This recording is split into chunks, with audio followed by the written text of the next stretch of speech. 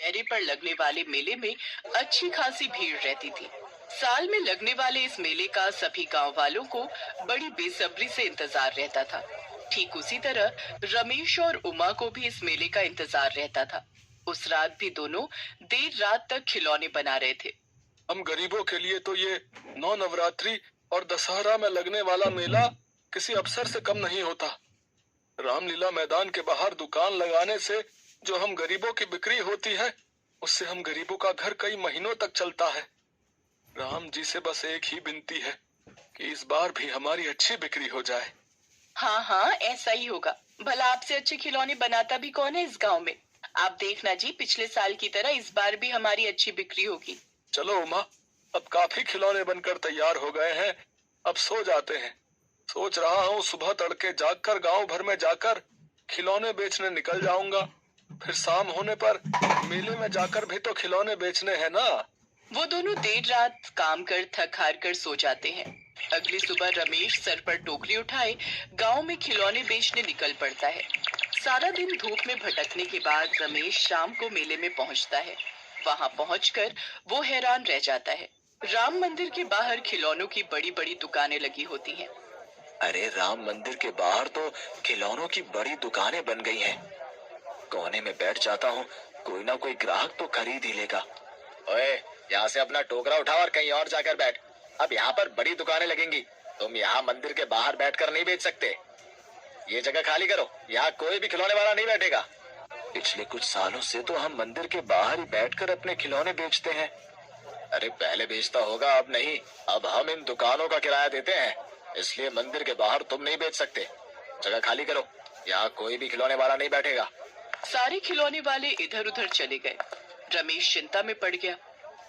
रमेश चिंता में था, इसलिए उसे सड़क पर आती हुई गाड़ी नजर नहीं आई और वो जोर से गाड़ी से टकरा गया। डर के मारे गाड़ी वाला वहां से भाग गया और रमेश के सिर से खून बहने लगा। रमेश बेहोश था। कुछ लोग उसे उठाकर अस्पताल ले जाने लगते हैं। तभी रमेश के साथ रहने वाला मुकेश ये सब देख लेता है और वो दौड़कर उमा को बताता है। ये सब क्या हो गया? हे प्रभु, ऐसा दुख क्यों? पता नहीं उमा, परेशानी में दिमाग था, इसी कारण सामने से आती गाड़ी नजर नहीं आई। त्योहार के दिन चल रहे हैं, ऊपर से ये चोट आ गई। अब सब कैसे होगा? बहुत नुकसान हो जाएगा उमा। आप चिंता मत करो, मैं खिलौने बेचने चली जाऊंगी। डॉक्टर आपको शाम तक छुट्टी दे देंगे, फिर आप घर पर आराम करना। अगले दिन उमा खिलौने बेचने निकलती है। भैया जी, खिलौने ले लो। दीदी जी, ये देखो, तीर तलवार धनुष गदा रंग बिरंगी। मेरे खिलौने तो कोई भी नहीं खरीद रहा, सब मंदिर के सामने बनी बड़ी दुकानों से ही खरीद रहे हैं। अब मैं क्या करूं? हे राम जी, मदद करो। उमा भगवान राम को मन ही मन याद कर रही थी और उसकी प्रार्थना स्वर्ग में राम दरबार में पहुंची। प्रभु, आपकी भक्त की करुण पुकार से मन विचलित हो रहा है, अपने भक्त के दुख को दूर कीजिए। हनुमान, इसी समय पृथ्वी लोक पर जाओ और उमा के दुखों का निवारण करो। जो आज्ञा प्रभु। जय श्री राम। तुझे थोड़ी देर पहले हमने कहा था अपने टोकरे को उठाकर कहीं और बैठ, मंदिर के बाहर बैठने की जरूरत नहीं है, तो फिर यहीं उठकर आ जाती है। भैया जी, मुझे थोड़े से खिलौने बेचने दो। मेरे पति की तबीयत ठीक नहीं है, मुझे पैसों की बहुत जरूरत है। अरे तुझे पैसों की जरूरत है तो क्या मैं अपनी दुकान की कमाई बंद कर दूं? चल जा यहाँ से। उमा के पास घर लौटने के सिवा कोई और चारा नहीं था। शाम भी हो चली थी। उमा सोच में घर जा ही रही थी कि तभी उसके पास एक लड़का आता है। जरा रुको तो, मुझे खिलौने खरीदने हैं। अरे भैया, यहाँ हमारे दुकान से खरीद लो, बहुत बढ़िया बढ़िया दशहरे के खिलौने मिल जाएंगे। उससे क्या लेते हो? वो तो थोड़े बहुत टोकरे में लेकर घूम रही है। अरे नहीं भैया, मुझे इनसे ही खिलौने खरीदने हैं। कितने खिलौने चाहिए? आप बता दो, मैं निकाल देती हूँ।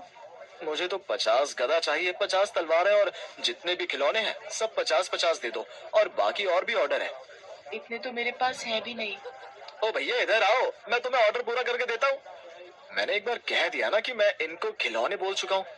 अब तुम अपना मुंह बंद करके बैठो, दूसरों के काम रोककर अपनी दुकान चलाते हो। सबको भगवान के मंदिर के बाहर दुकान चलाने का हक है, और भगवान राम ही जाने कब किसका पलड़ा भारी हो जाए। कुछ नहीं पता कब किसकी किस्मत पलट जाए।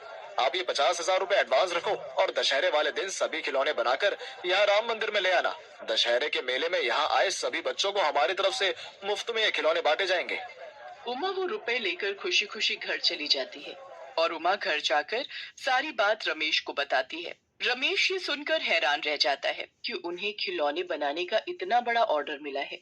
वो अपने साथ कुछ कारीगर और रख लेते हैं ताकि काम जल्दी हो सके और दशहरे वाले दिन तक उमा और मदन सारे खिलौने बनाकर तैयार कर लेते हैं।